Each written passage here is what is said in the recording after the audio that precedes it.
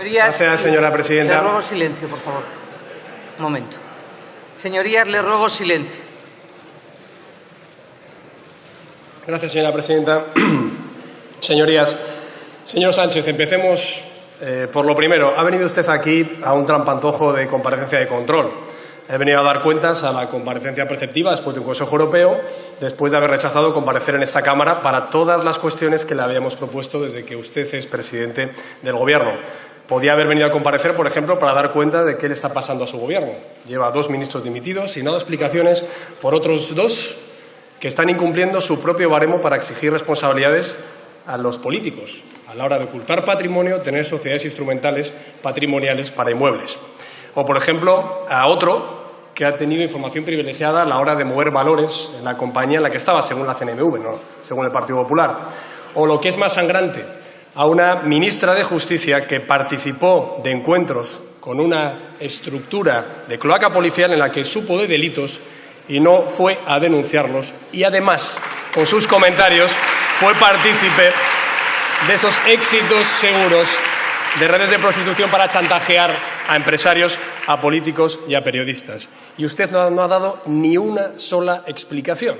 Ese Gobierno con tantos ministros, ese Gobierno tan bonito que usted ahora usa de escudos humanos para que usted no tenga que dar explicaciones y para que usted no tenga que asumir responsabilidades, se le cae a trozos. Podía haber venido aquí a la Cámara también a dar cuentas de su tesis doctoral. Lo solicitamos aquí, en la Cámara Baja. Lo hicimos también en el Senado. Usted lo único que está haciendo es mandar burofaxes a medios de comunicación para que dejen de publicar las evidencias cada vez más claras, mandar a la policía a medios de comunicación también para intentar requisar pruebas audiovisuales, y ya el colmo es intentar acusar a la oposición o a los medios de comunicación porque simplemente le pidan las explicaciones que usted siempre ha pedido. Podía venir aquí, por ejemplo, y lo pedimos en el Grupo Popular, a hablar de lo que está pasando en Cataluña. Usted viene aquí a decir que no está a favor de la segregación. Es un término muy curioso, debe ser la nueva interpretación de la nación de naciones. ¿La segregación de qué? Usted está ahí sentado en el banco azul gracias a los votos de los partidos independentistas. Pero ¿cómo viene aquí a hablar del Brexit cuando usted es el aliado de los que quieren romper España? O sea, ¿cómo tiene este Gobierno la desfachatez de venir aquí a hacer una reflexión sobre los británicos cuando están siendo rehenes de los partidos golpistas? Y es más, cuando están mandando a emisarios a la cárcel a negociar el presupuesto, que es la ley más importante de esta Cámara. O sea, ¿por qué nos toma, señor Sánchez? Es decir, usted no ha querido comparecer aquí. Usted manda a su vicepresidenta a decir que eso de que Torra diga que hay que atacar al Estado es una frase desafortunada. Usted manda a señor Ábalos a decir que el 1 de octubre la cale borroca que vimos es simplemente una cuestión asumible. Usted manda también al señor Borrell a decir que Cataluña es una nación, y lo dice en la BBC.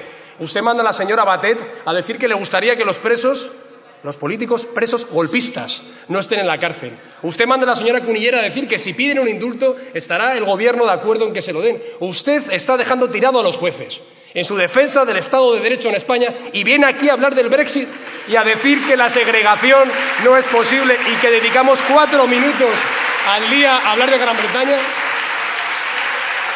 Pero ¿usted no se da cuenta que es partícipe y responsable de un golpe de Estado que se está perpetrando ahora mismo en España? ¿Usted no se da cuenta que tiene ese escaño gracias a que Esquerra Republicana, gracias a que el PDeCAT, gracias a que Podemos le ha prestado su alojamiento en la Moncloa? Usted no tiene la decencia de decir aquí, por lo menos reconocerlo. Oiga, mire, no hablo del Brexit, hablo de que mi proyecto de investidura, el que está negociando mi vicepresidente Iglesias, es precisamente que Cataluña sea independiente. ¿O es que va a seguir usted mandando mensajes cifrados por la radio?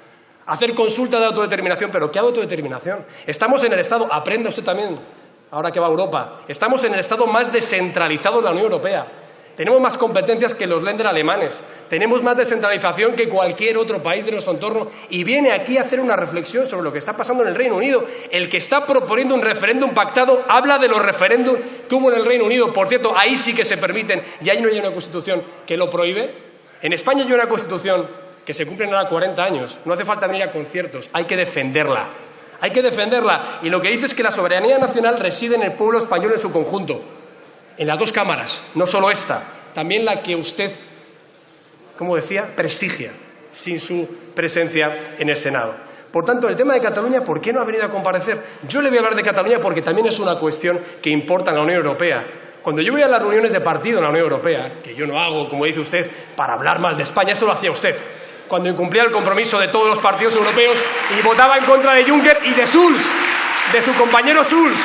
El único partido socialista de Europa que votó en contra del pacto de legislatura fue el señor Sánchez. El único que votó en contra del Tratado de Libre Comercio con Canadá y luego hacerse fotos con el señor Trudeau. Aprenda de él, no solo de las fotos. El único que puso en riesgo, estaba yo ahí, en la comisión de la Unión Europea, usted también estaba en esa comisión, que puso en riesgo el TTIP, el Tratado de Libre Comercio con Estados Unidos. Ahora viene a hablar precisamente de la responsabilidad. Los que nos llamaban patriotas de hojalata, los que ponían en solfa nuestros presupuestos, los que decían que reducíamos el déficit público demasiado rápido después de la bancarrota que ellos nos dejaron, ustedes nos dan ahora las lecciones. Bueno, pues yo en la Unión Europea lo que vine a decir es lo que a usted le transmite, que nos preocupa la deriva presupuestaria, política, territorial que hay ahora mismo en España. Lo hablé en términos políticos con mis compañeros de partido, que por cierto es de lo que nos preguntan. Pero hablemos del Brexit y del Consejo Europeo, ya que usted no viene a hablar de estas tres cuestiones que se le han solicitado, tanto que habla de respeto institucional y de esa mayoría espuria, según Podemos, que tenemos en el Senado, o lo que hace la mesa del Congreso y del Senado a las órdenes de no sé qué partido. ¿No eran ustedes los que decían hace apenas 4 meses que esta era la legislatura del Parlamento? ¿Que se gobernaba del Parlamento también con esta mesa? ¿Que esa minoría hacía que el Partido Popular no tuviera el rodillo para poder gobernar y que había que gobernar desde el Parlamento? La misma mesa que hay actualmente. Pero, como les decía, hablemos de Europa. En Europa preocupan los presupuestos generales del Estado. Ya sé que usted tiene un Dream Team en economía. Su vicepresidenta, que le da apuntes, que es la que decía que el dinero público no es de nadie. Su vicepresidente económico, el señor Iglesias, que ha asesorado en los países del ALBA con un resultado que todo el mundo conoce en Venezuela, en Bolivia y en Ecuador. Su ministra de Hacienda, que después de una excelente gestión en Andalucía, no hay más que ver las cifras de paro, las cifras de déficit y de deuda pública, ha decidido hacer lo mismo a nivel nacional. Y viene entonces a darnos lecciones del presupuesto. Recibía usted unas cuentas públicas que crecían al 3%, que habían creado casi 3 millones de empleos, con recaudación récord. Este año estarán 400.000 millones de euros en todas las administraciones, 200.000 solo en la agencia tributaria, es decir, más de 20.000 adicionales al año anterior, de los cuales más de 12.000 son solo en la agencia tributaria. Usted tenía unos presupuestos que ya eran expansivos, 4.000 millones de euros más para las administraciones autonómicas. Tenía la subida del salario mínimo pactada con los sindicatos y la patronal. No sé lo que pensarán sobre las modificaciones que hace en esos nuevos pactos de la Moncloa 2.0, o mejor dicho, pactos del Palacio de Miraflores, que han hecho a bombo y platillo. Eso sí se le da muy bien. Lo de las fotos de los pactos, el pacto del abrazo, el pacto de la estatua está en Moncloa, no sé para qué, porque el señor Iglesias pedía una expansión del gasto de 15.000 millones de euros y su ministra ha dicho que no se preocupen, que solo por poniendo 6.000 millones de euros ya los rebajarán. Ya harán una especie de rebaja para cumplir con el 1,3 que hacía la Unión Europea, con lo cual usted engaña hasta la persona con la que firma los pactos presupuestarios. Pero a lo que iba, usted recibió un país saneado. Veníamos de un déficit público de un 10%. Ese 10% lo hemos bajado a un 2,2. Usted lo incumple llevándolo a un 2,7. Y ahora dice que la senda de déficit aprobada por esta Cámara no la quiere cumplir. En vez del 1,3 quiere ir a 1,8. En vez del año que viene estar en el 0,5, se quiere usted subir prácticamente y duplicarlo. ¿Sabe usted el coste que tiene no reducir el déficit público con las incertidumbres internacionales que estamos viendo? ¿Es usted consciente desde que ha llegado a la Moncloa la prima de riesgo en España se ha duplicado? Y dirá usted, Italia, cierto, en Italia casi se ha triplicado, pero en Francia solo ha subido de 25 a 37. Por tanto, el problema es que a usted le vean como una administración tóxica como la italiana. Si no, le pasaría como Francia, que su prima de riesgo no subiría tanto. ¿Sabe usted ahora que propone 6.000 millones de euros? 6.000.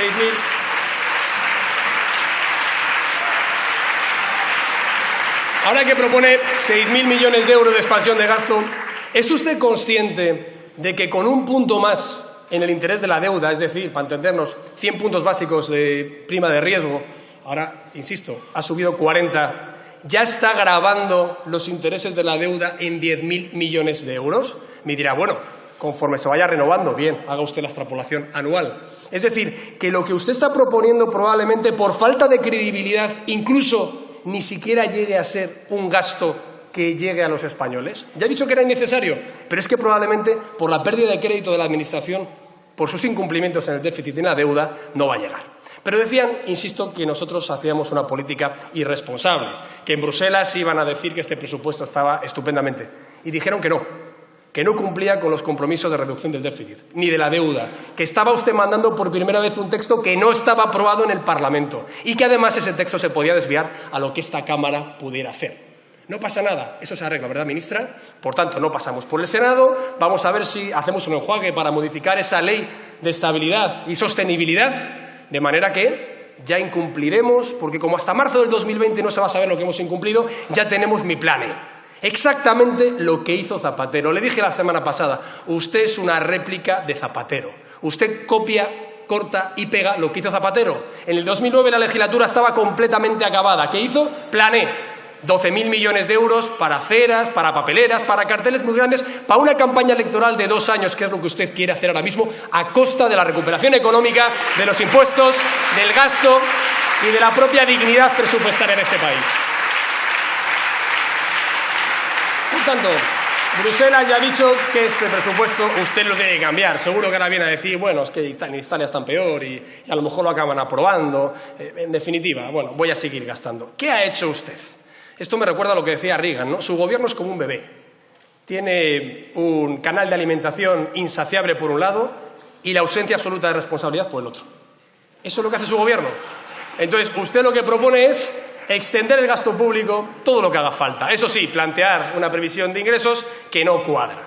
Dice usted que va a recaudar 1.200 millones a través de las tasas a las tecnológicas, cuando en toda la Unión Europea calculan que van a ser 4.000. ¿Cómo le sale esa cifra? Dicen ustedes que con las transacciones financieras va a recaudar, creo que decían, 800 millones. Ya, pero eso entraría, me parece muy mala idea, en el 2020. Dice usted que va a recaudar con las rentas altas del capital, es decir, el IRPF en el tramo máximo y el impuesto de patrimonio, 600 euros. Por tanto, que paguen los ricos, ¿no? No, pues resulta que no, que es menos de lo que van a recaudar con el impuesto al diésel que pagan 17 millones de conductores de vehículos diésel. O también son ricos los que tienen un vehículo diésel. Dicen ustedes que no van a afectar al trabajo. Y los 3 millones de autónomos, que ya le han dicho que las cotizaciones les van a gravar, que van a tener que pagar hasta 400 euros al año más por esos impuestos que crean. Yo recuerdo esa anécdota de Olof Palme, de la Alianza Socialdemócrata, ¿no? Cuando fue el general Otero, de la Revolución de los Claveles, a visitarle, y le pregunta a Olof Palme, general, ¿cómo va la revolución en Portugal? Y dice, muy bien, estamos acabando con todos los ricos. A lo que le contesta el señor Palme, pues no deja de extrañarme, nosotros lo que queremos es acabar con la pobreza. Eso es lo que queremos nosotros, acabar con la pobreza, no con los ricos. Sí, ojalá mucha más gente sea rica. Ojalá haya más prosperidad, más empleo, más empresas, más innovación, más emprendedores en España, pero ustedes siempre hacen lo mismo. Ya hemos recuperado España, vamos a volver a financiar la campaña electoral destrozando una vez más la economía. Por tanto, no cuadran ni los ingresos, no cuadran tampoco los gastos, sobre todo lo que no cuadra es el plan que tiene usted para España. Y el problema que tenemos es que ahora mismo no estamos para bromas. Usted nos dirá que la deuda pública ha aumentado mucho, también cuando gobernábamos nosotros. Yo se lo voy a explicar para que usted lo sepa. Aumentó por su culpa. ¿Por qué? Porque nos dejó un 9% de déficit. Si usted suma el déficit público, que según ustedes íbamos muy rápido reduciéndolo, le van a salir 42 puntos. ¡Qué casualidad! Los 42 puntos que aumentaron la deuda pública. Y si algún economista en la sala de ese gabinete que tiene de Dream Team económico le dicen, hombre, eso no es directamente proporcional, cierto, yo le saco del cajón y de las alfombras lo que ustedes escondieron. La deuda en el déficit tarifario. Ya sé que lo computa como deuda pública, pero sí la de infraestructuras, sí la sanitaria, sí la de proveedores, sí el FLA. Por tanto, la deuda pública subió porque nosotros pagamos sus facturas. Y aún así, según ustedes, lo hacíamos muy rápido. Pero mire, apréndase las cifras. Decía ahora, y lo ha dicho al final de la intervención, es que nosotros venimos a acabar con 7 años de recortes. ¿Ha leído usted que en el gobierno del Partido Popular de Mariano Rajoy aumentó el gasto en 26.000 millones de euros? 26.000 millones de euros, podríamos evaluar exactamente si a ustedes les parece adecuado o no. Parece ser que a los españoles sí, porque eso ha generado 3 millones de empleos después de un gobierno que generó 4 millones de parados. Por tanto, creemos empleo, bajemos los impuestos, así recaudaremos más, el círculo virtuoso de la economía se activará. No queremos otra recesión, señor Sánchez. No queremos que una vez más, después del 96, después del 2004, el Partido Socialista nos deje un país fundido, arruinado, quebrado, que sea de ser, digamos, el orgullo de toda Europa, de cómo estamos haciendo las cosas, que vuelva a ser una preocupación. Que volvemos a estar en los debates, precisamente, de cómo España tiene que hacer las cosas mejor. Seguimos en el entorno europeo. Yo no sé si ha hablado usted con sus socios comunitarios, yo sí, sobre la euroorden. A mí me preocupa mucho la euroorden. Y yo ya le he dicho que nosotros no queremos ver a España humillada por tribunales regionales en Bélgica o en Holanda, o por ejemplo en Alemania, sin que nosotros hagamos nada, sin que su gobierno haga absolutamente nada. Le voy a plantear una propuesta, y ya la vamos a hacer formalmente nosotros. Entre las 32 medidas o tipos que tienen entrega automática, proponga usted la sedición y la rebelión. Ya está, automáticamente rebelión y sedición, y así los delincuentes que se escapen de España no tendrán que estar al albur de un tribunal regional o alemán o belga que nos los entreguen. Porque eso es Schengen, la confianza mutua entre naciones. Proteja a usted la dignidad de nuestro país. ¿Ha hablado usted en la Unión Europea de lo que está pasando en Cataluña, señor Sánchez? ¿Ha hablado usted que está negociando las cuentas públicas con presos golpistas? ¿Ha hablado usted de que está puenteando, dando indicaciones en los medios de comunicación, no sé lo que harán privado, sobre lo que tienen que hacer los jueces, sobre lo que le parece bien, que recibe también instrucciones de lo que tiene que hacer la Fiscalía, que le están directamente chantajeando, como hizo Esquerra Republicana antes de ayer, diciendo no va a haber presupuestos si la Fiscalía no se aviene a lo que le estamos pidiendo, que es exactamente que retiren las acusaciones? ¿Está usted explicando exactamente por qué España tiene que tener esa humillación de que los presos golpistas, los partidos independentistas, decidan las cuentas públicas, el futuro de nuestros hijos, solo porque usted quiere permanecer una semana más en la Moncloa? Yo sí lo he contado a mis socios de partido. Y le he contado más cosas también, como por ejemplo, habla usted del Brexit y ha dicho textualmente, si se acuerda el tema de Gibraltar, bien, y si no, también. ¿Esa es su filosofía política? Toda, la presupuestaria, la de Cataluña, la de País Vasco, la de Navarra, es decir, si el tema sale bien y si no también. Vamos a ello, señor Sánchez. El tema de Gibraltar para el Partido Popular es una línea roja. Estamos ante la oportunidad histórica, después de 3 siglos, de que eso que mandata a las Naciones Unidas, que es la descolonización del último enclave colonial que queda en Europa, sea efectiva a través del Brexit. Vamos a poner las cosas en su sitio. Gibraltar no es un territorio británico, es un territorio que depende de sus competencias exteriores diplomáticas del Reino Unido. Y, por tanto, tal y como acordamos en el 2017 todos los países europeos, una vez que el Reino Unido salga de la Unión Europea, Gibraltar no puede tener ningún estatus relacionado con la Unión si no pasa antes por un acuerdo entre el Reino Unido y entre España. Tanto es así que la señora May mandó una carta al señor Tusk diciendo, léasela en el último folio, que la única frontera terrestre que tiene el Reino Unido con la Unión Europea es precisamente la que tiene con Irlanda. Y, sin embargo, viene su ministro a decir que Gibraltar no va a ser una piedra en el camino, que Gibraltar no va a ser el último escollo de la negociación. Pero ¿alguien le ha pedido que no sea así? ¿O por qué se lo ha pedido? Y dice, no, vamos a pedir que no sigan traficando con el contrabando de tabaco, que no sigan haciendo búnkeres ni contaminando la costa, que no sigan teniendo un régimen fiscal absolutamente ilegal. Hombre, solo faltaba, ¿no? Si quieres ya, lo que hacemos es que montamos nosotros directamente el casino. No, lo que hay que hacer es seguir la negociación que planteó el Gobierno de España con el Partido Popular y decir que, en efecto, hay una propuesta de soberanía que es buena para todas las partes. Nosotros proponíamos varios puntos que eran buenos para Gibraltar y también eran buenos para los habitantes del campo de Gibraltar y para el Reino Unido y para España y para la Unión Europea. Decíamos que hubiera cosoberanía. Decíamos que podía haber doble nacionalidad, es decir, que aquellos gibraltareños que tengan nacionalidad británica puedan tener al mismo tiempo nacionalidad española. Decíamos también que se podía hacer un área económica especial entre Gibraltar, el campo de Gibraltar y Ceuta para competir precisamente con Tánger, al otro lado del estrecho. Decíamos también que había que hacer inversiones en el campo de Gibraltar, porque no nos olvidemos, ahora que hay campaña andaluza y a lo mejor le están usted informando mal, Gibraltar actualmente es o el tercer o el quinto territorio en renta per cápita del mundo, dependiendo de la analítica que se use. Bien, sin embargo, el campo de Gibraltar tiene una sexta parte de esa renta y es de las zonas más deprimidas de Andalucía, de España y de Europa. Algo falla.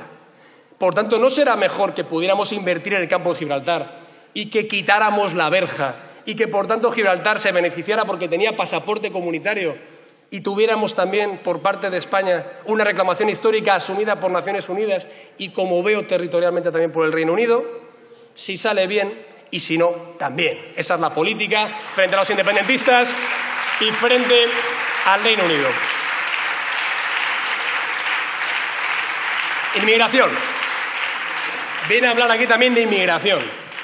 Yo fui a Ceuta, Melilla y Algeciras este verano, la que me cayó por decir que no había papeles para todos, que teníamos que hacer solidaridad en origen, que teníamos que apoyar a la Guardia Civil, a la Policía Nacional, que teníamos que apoyar la valla de España, porque España también tiene territorio en el continente africano, y Europa, porque Ceuta y Melilla también es española y también son enclaves europeos.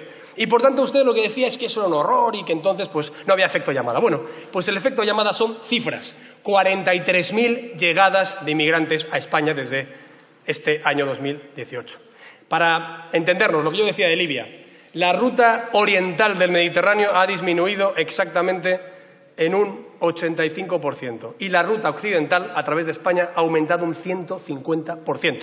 Le tengo que recordar que este drama de la inmigración ilegal hace, por ejemplo, que haya 2,2 millones de personas explotadas sexualmente por culpa de las mafias, o que haya 7.000 millones de euros en la explotación de esta pobre gente. O, por ejemplo, que estemos ante un reto en el que a través de España está pasando ahora mismo el 42% de todo el flujo migratorio del Mediterráneo a través de Europa. ¿Por qué no hace lo que hacía el Partido Popular? Integración en la inmigración a través de la legalidad, la vinculación a un contrato de trabajo, en definitiva, oficinas de inserción, de educación, cooperación en origen, no lo que hacía Zapatero, esto de apostar por los dialectos de no sé qué país, no, cooperación en escuelas, cooperación en institucionalización, hablar con el Magreb, con el Sahel, con la África subsahariana, una inmigración que sea regular y ordenada para que el efecto llamada, que ya es innegable, no siga siendo aprovechado por las mafias para extorsionar a millones de personas. Señor Casado, tiene que terminar.